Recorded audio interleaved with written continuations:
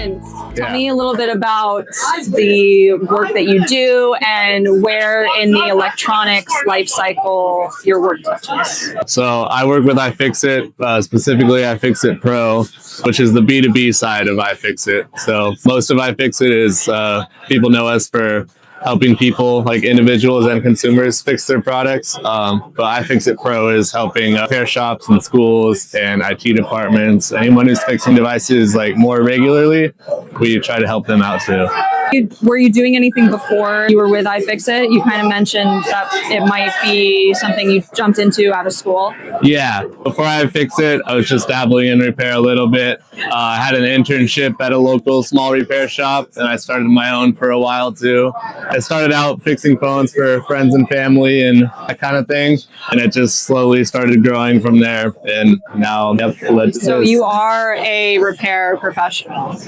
Ooh, you repair things. Been repair and you things do it for your work. So you are a repair professional, right? Yeah.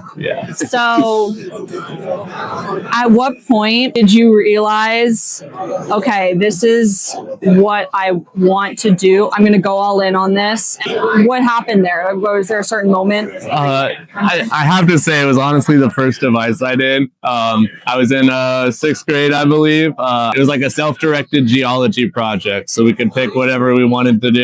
My teacher gave me an old iPod. And I was like, I'm going to take this apart, identify all the minerals inside, figure out where they came from. And as soon as I did that, I was like, that was really fun. I want to do it again. I just kept going, iPads, phones, all this stuff.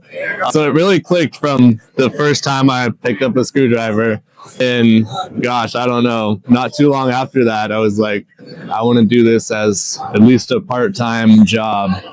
That's really cool. And for a geology project, I feel like most people wouldn't make that connection initially. No.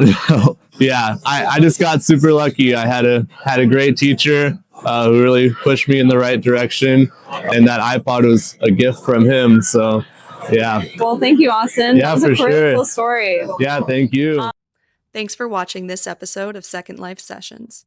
Don't forget to like and subscribe so you don't miss an episode.